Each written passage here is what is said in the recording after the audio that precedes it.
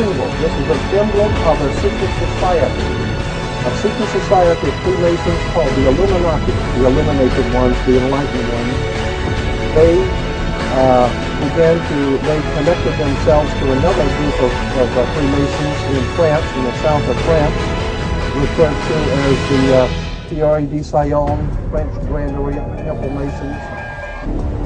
And the 1776 at the bottom is 1776. A lot of people think it's because of the country being founded in 1776. It has nothing to do with that. So what it amounted to is that the 1776 was when this secret society actually formed itself into a secret society and put itself into operation. And the world's first Masonic state was born, a nation that would represent Masonry in every way. A sign of the Masonic presence in America is plainly visible on the dollar bill, which carries a picture of George Washington, the first Freemasonic president in the world, and a picture of the Freemasonic symbol of the so-called all-seeing one eye.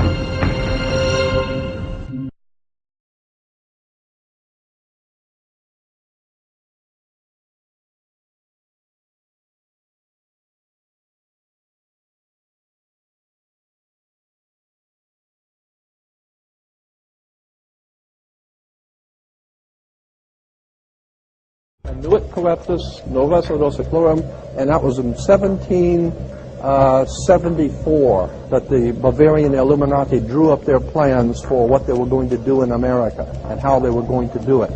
They were the basis for what we call today in our country the Bavarian Illuminati was the basis for what we call today the Colombian faction. The Colombian faction of the Illuminati came here right after this government was formed. And that's where we get today Columbia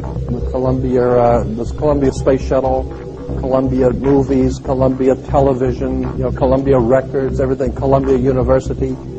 As a matter of fact, Columbia TV, Columbia Broadcasting System, CBS. What is the symbol for CBS? It's the all-seeing eye.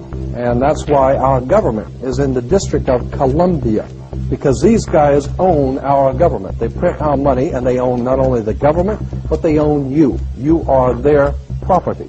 So, in other words, these guys print the money, they run the country, and they own you, and they own everything around it. And so they make the laws, and that's why they can decide who can kill who, and who can get away with who, and who can get away with whatever, because they make the laws and they decide, all right?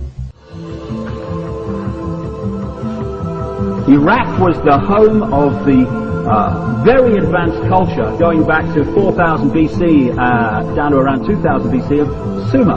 Babylon was an ancient headquarters of this Illuminati. Like I said, and that's why, as we'll get to as we go through, these Illuminati today use a tremendous amount of Babylonian symbolism in their own codes and language.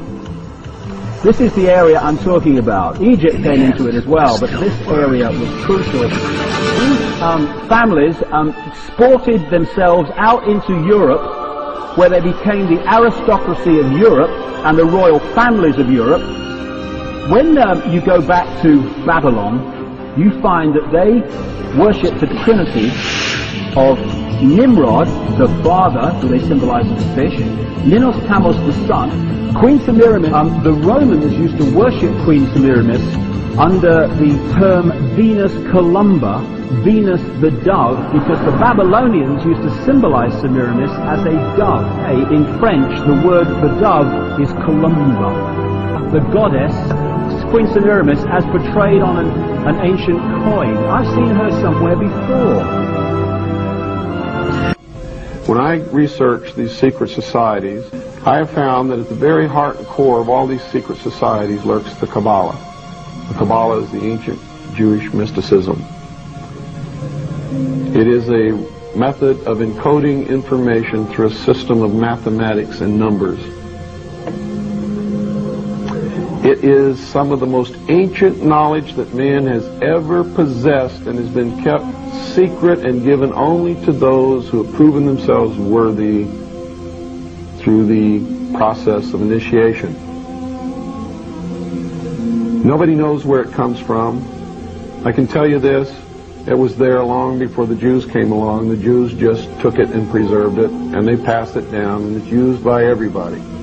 because it's at the heart and core of the secret knowledge, the metaphysics, the real science that none of us know anything about. These people that belong to the secret societies never dared to write down in any language what they knew, what it was that they were guarding, because then someone could steal it and then the secret would be out. So they devised secret systems of encoding the secrets of the ages, the knowledge, the hidden knowledge, the occult. So they took this knowledge and they made it occult through a system of encoding, encryption, one of which is mathematics, numbers. Another is architecture. Everybody wonder, why do they have a fraternal organization called the Freemasons? Aren't those the guys that build walls? You bet they do. And every wall they build contains the secrets that have been kept and maintained throughout the ages, and it's encoded in the architecture and in the measurements of the buildings and in the mathematical formulas used to derive the geometry, the shape, the length and breadth and height of rooms, all encoded there.